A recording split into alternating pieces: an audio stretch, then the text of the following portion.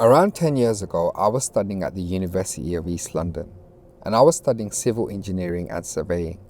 Now, this course meant that I had to travel around the UK and get readings of the land in certain locations. One of the locations that I had to go to was the Royal Agricultural College in Gloucester. Gloucester is about 2 hours away from London, where I'm from, and it's quite close to Bristol.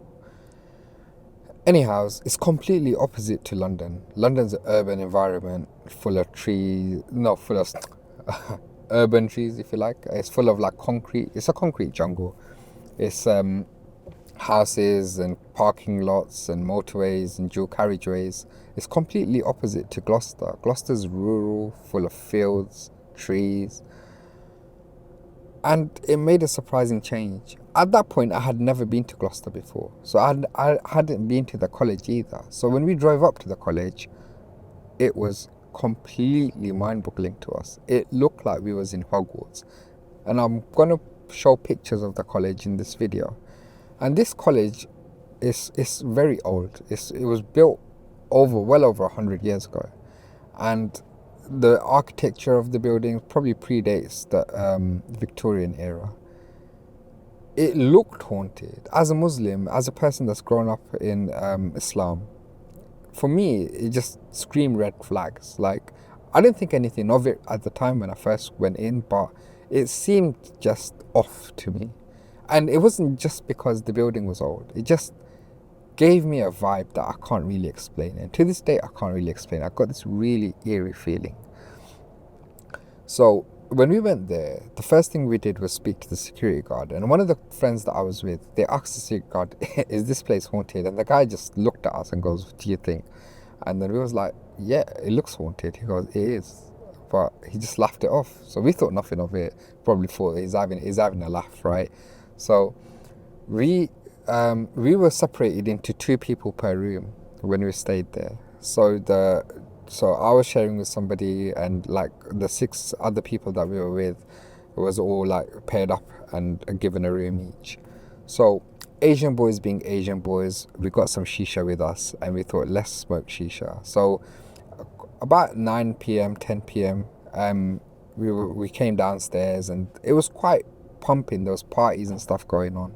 The people that are around the area are all English people. They're all studying like farming and that kind of stuff, agricultural stuff. So we kind of stood out anyways, being from London, and the fact that we were Asian in a predominantly white setting or English setting. But there was a lot of people intrigued by us, and they were very friendly. They came and spoke to us. They was asking us about London, how it's like. Some of them had never even left Gloucester before. And we made some friends, and we invited them around to smoke shisha with us. And they were like, we can't really smoke in the premises. The security guards will kick us out. So how about we go to the fields and smoke? So it was like, okay, cool, no problem. So we went there. There was about 8 of us, and including 2 other people from who we met at the college. And we were talking to, and the people that we met at the college, we were just talking to them about the college itself. We were telling them, like, you know, because they're staying in the college, we were asking them, what do they think is haunted? Have they had any experiences? That kind of stuff. Because being Muslim, predominantly Muslim group that we was in, we were interested in that kind of stuff, and we're all believers in the unseen. So we're asking them, and these are English people, so you wouldn't really put that they 100% believe in jinns, because that's not in their culture, it's not in their religion, or it's not in their societal ideology. So to our surprise anyways, they were like, yeah, it's haunted. Almost everyone at that college has had encounters of some sort or another, whether it's stuff moving around at night, hearing noises in the room, or that kind of thing. But they were pretty skeptical at the same time. They hadn't seen any apparitions or anything like that, but they were like, we do like hear movements, but it is an old building. So they were justified in explaining the reasoning behind why they think they're kind of sitting on the fence about what was going on. Anyhow, so we're having a good time. We're playing card games and stuff. We've got shisha, and all of us are in a big circle, and it's pitch black in the fields outside. The only thing we can see is the starlight from above. And just as a side note, the starlight, if you go outside of London, if you live in a rural area, is absolutely beautiful. And in London, you can't see no stars when you look up, but in Gloucester, you can see so many. The reason why is because there's no light pollution, because it is pitch black around that whole area.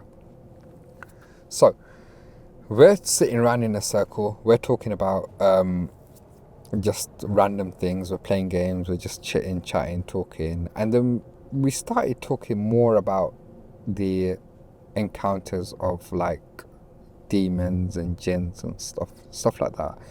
Like, so if you can imagine a big field, and in the field we're sitting right in the middle. I turned around and said, we're here in the pitch black, right? We've got one shisha, we've got a couple of flashlights so we can see each other. Imagine there's a bunch of jinns just circling us right now and just looking at us. Imagine like a crowd of jinns just outside of our circle, just looking at us. And as I said that, I kid you not, one of my friends, he goes, bro, we need to get up and go. And I was just thinking, what? I thought he's playing a prank, right? Because we were supposed to be pranking somebody else, but I thought maybe a couple of people from the group was planning to prank me or prank one of my other friends. So we're like, whatever, man. What are you talking about, man? Let's carry on. And he goes, no, seriously, we need to go. I'm like, what? Everyone's like, oh, bro, man, just relax. What are you talking about? He's like, no, we actually need to go. So next to the field, there was a pathway. The pathway had lights on it, but I would say it's about like 300 meters away, 400 meters away. So it's pretty far. And then he kept looking at that pathway, and then he kept looking at me, and he goes, we need to go. And then I got up and I took him aside and I said, bro, what's going on? And he seemed zoned out. He was completely zoned out. Like he was just like he saw a ghost. It's cliche to say, I know, but that's what he looked like. His face went all white and he was like, we need to go. He then told me that as I was talking and saying what I was saying, he saw a figure behind me. And he saw it for a split second, but that figure was running away from me. It ran away from me so fast, and it went to the trees, and went past the trees into the walkway. And that walkway had a light in a tree every couple of meters away, and it was zooming past in between the lights in the tree. You could see the figure just go from one side to the other. And this all happened, so it was from right behind me, all the way to the tree line, all the way to the pathway where the lights were, the street lamps were, within the space of like 10 seconds. It done that. That's how fast this thing was going. And that's what he told me privately. That's what he said to me. I was like, oh, wow. I didn't even know what to say. So I said, okay, let's not scare the other people and let's go. And then all of a sudden, in the pitch black, we see someone coming towards us. And they're quite far away. And they're not walking naturally, they're walking unnaturally. They're walking almost like they're drunk. And they're coming towards us. And all of us see this figure, including the English people, all of us see this figure and we get up. We left the shisha there, we all got up. And we looked at this figure and it was coming towards us in the pitch black. And we just started legging it. All of us started legging it. No one was looking out for anybody else. Everyone was gone. Everyone was just pegging it back to the actual campus site where the buildings are. So everyone's running back to the site, yeah. And there's always one friend, right, that decides to hang back and look and see. So I turn around and I see this one person just still there. Everybody else is like with me, like say kind of where I am, including the two people that we met there. And there's that one friend that's still sitting at the standing at the back and just looking to see. It might be a person, it might be somebody drunk, whatever. And then he turned around and then he starts running afterwards. So he started running after us, And then, so he's behind us and we're in front. And then he's coming towards us and we're running away. So we get to the campus where the lights in the buildings are. And then he comes afterwards and he goes, bro, we need to get back inside and we need to start reading. We need to start reading Ayatul Kursi. We need to start reading. And so we go up and all of us, there's the English people, they went their own way. But the rest of us that came from London, we went into one room and we were like, do you know what, we're gonna stay, all of us gonna stay in one room that night. And there was about all of us stayed in that room that night. But anyhow, when we were all in that room, the friend that stayed longer than anybody else said that I saw that thing and it was walking towards us. And then there was a tree that was next to the tree. There was a tree that was next to that field. And as we went past that tree, as the entity went past the tree, it jumped onto the tree. And it was obviously a summer's night, so there was bushes and whatnot. But it jumped from the ground onto the tree. And that's when he turned around and he legged it. Because he said to me that I genuinely thought it was a drunk person. And I was like, okay, yeah, so did we. It crossed my mind, of course. He goes, no, I genuinely thought it was a drunk person.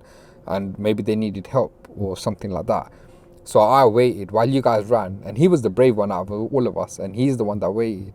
And then he thought if it is a person, then I'm just gonna laugh at all of you guys, whatever. But then when the thing was coming closer to him, so he can identify it and say that it's a person, that thing went past the tree and jumped probably about 1.5 stories onto the top of the branches of the tree, and that's it. That's when he knew that thing wasn't human, and he ran. So if anyone tells you if Royal Agricultural College is haunted, it 100% is, or definitely the grounds next to it. And that is the story for today. So guys, if you enjoyed that story, make sure you subscribe to the channel and make sure that you give it a thumbs up so other people can, so the video can get pushed out to other people and the algorithm picks it up.